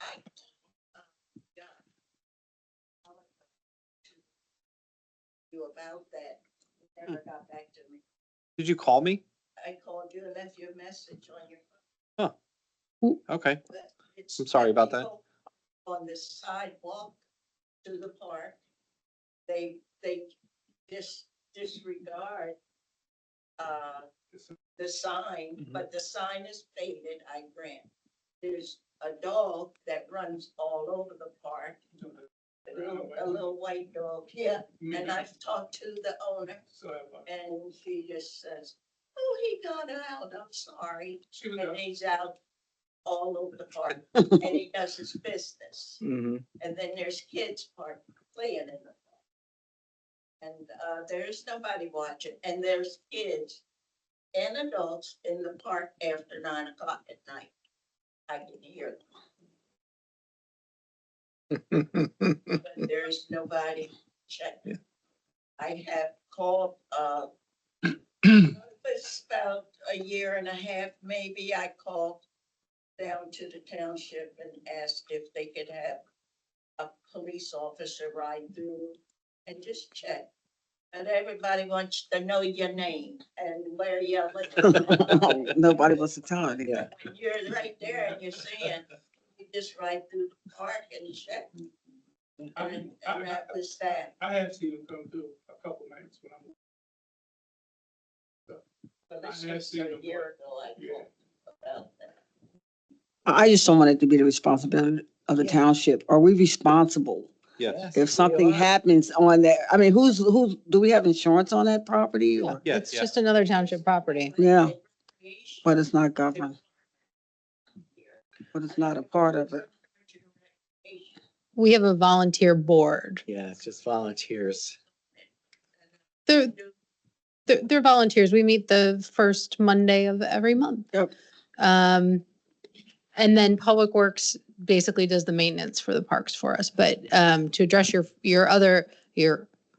few points ago, we don't rent out those pavilions because of that parking. So people ask too, and we just tell them oh yeah. And we just tell them that they're not available for rent because there's nowhere to park. It's a neighborhood park.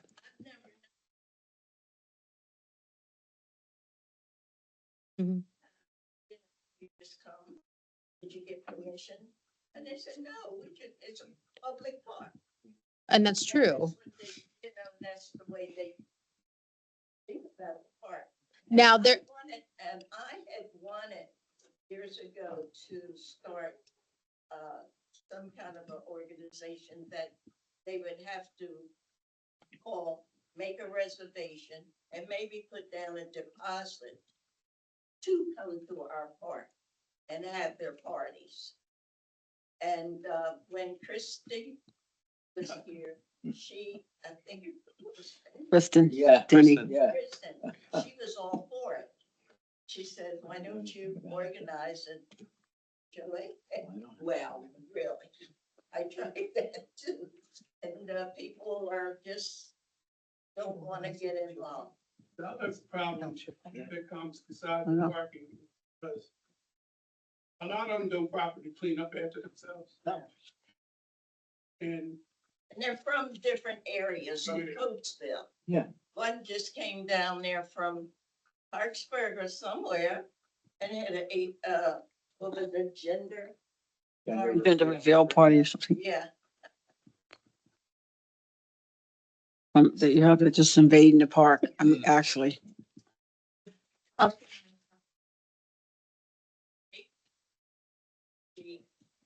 Learn something in the recreational part of it and maybe that could help. we're always looking for volunteers and we have an opening on Parks and Rec right now. Great. I want to just apologize to both of you. This is not acceptable. And it's not cool. And we're gonna take, well, we're gonna take, Please wanted to, you've always been nice about it. It's that something really gets done, and so I just shut down. that's our. Yeah. It's, we don't speak up and I remember you, Mr. Walker, that I was in here. I wasn't on the board yet. I was out there with you. And you were asking for speed bumps because of the kids playing. And the former township manager said to you, do you know how many lawsuits we're gonna get from people hitting those bumps? And and I remember being appalled. Like, how dare you speak to a resident like that? And it's not true anyway. So, we were told after the other speed bumps were taken out that you couldn't have speed bumps in the township. If you flat out told us we couldn't have them. And then Corpus Court got them. And they also got this speed limit law, which I know is a state thing. that's a state thing, yeah. No, so speed bumps themselves are not an acceptable use of traffic calming. And if they have other types of speed tables and things like that, but you have to meet all kinds of warrants for that to happen. I think the better way to approach it at first would probably be have our traffic unit begin to do traffic enforcement. So we've. To be honest with you, I mean, there's the day when it's been so bad, and I talked to officers about it. After I'd done it, I'll sit on my porch and tennis ball out. When I hear Do what? Throw out tennis Tennis ball. Tennis ball. or play ball, I'll just roll out in the street. Yeah, we're not condoning that.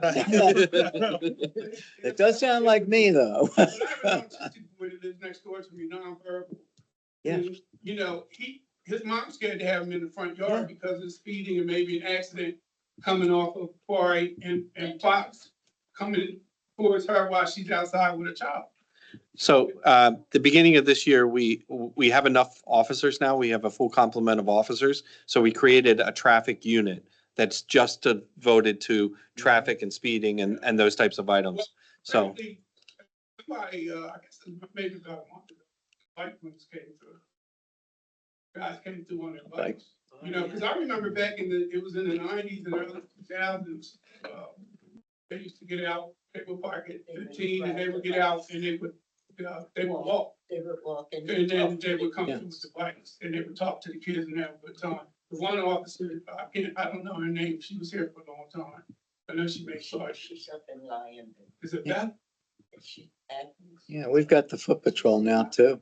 Yeah, she was really. I'll add foot patrons to Dawkins Park. Yeah, that'd If they be haven't great. been doing them, we'll make sure they start doing. Yeah. I've seen late at night, I've seen the cars go from Veterans Drive and turn on the access road in front of the plumbing place. Mhm. And come through, and I know sitting there, doing my thing, you know, because I play a game and walk just to get exercise, to, you know, keep my mind out. But I've seen them slow down when they see me, you know, but, you know, there's one girl every night, even during the school year, she'd be out on that swing 11:30, 12 at night, and it squeaks, you know. And the little kids always know when she's there, but she would talk extremely loud on the phone. And every other word out her mouth was the F-bomb and all kinds of stuff. And it's just like, I lived right next door to her. And your neighbor. And I was just like, where's the parents at? And, you know, now I know when there was a parent sitting out there one day, it was quiet as a church mouse. Yeah. You know, and I heard her on the phone ask permission to go to the park late at night or whatever. But I mean, that's a young girl on the swing and somebody with bad intent. Right. You know, anything could happen. Well, we've got a whole list of things to get done before the next meeting for you. So we come back to the next meeting and. Well, if I just add one thing, like right after I started here, I've met monthly or bi-monthly with Elwood Dixon, Nate Alston, and John Robinson. And, you know, they approached me after I started here and I had a lot of respect for those men. And when there were issues in Brandywine Homes or Carver Court, we talked about it and we dealt with it, whatever it took to correct any ongoing problems. So like, don't wait, like, please call and let us know. And like President Young mentioned, we have a traffic unit now that's dedicated to these issues. Our officers have been doing foot patrols in the parks, bike patrols in neighborhoods. And like you said, you gave us a list of things and I'm not going to ignore them. We're going to try to help you out. The county officers, you know, most of them by names. I don't know any of them now. Quite frankly, I don't want to know any of them on a name basis. Because I don't want to appear that like, yeah, I'm a troublemaker. Because I've had people say that to me before for like there was a stabbing in 4 Fox Avenue years ago, and I went to work. I come back, everything's taped off, including part of my property. And one of the officers asked if they could come in my yard and look for a weapon. I was like, sure. You know what I mean? I used to call him Lip. It was Lipowski, the pole. The Polis. Yep. Yeah. Good people, you know. So we'll get on your list and then bring another list next time. Yeah, and seriously, we're gonna get things done. That's what we're supposed to do. It's what we like to do. So I'm really sorry that things didn't get done, but we're gonna get them done now. Oh, no, you're great. We're gonna talk. Anybody else have any other public comment in the building? Anybody online? Seeing none, we will move to adjournment. Do I have a motion? Second? Second. All those in favor say aye. Aye. Opposed? Motion carries 5-0. Thank you. Thank you, everyone. Thanks for coming. Everyone.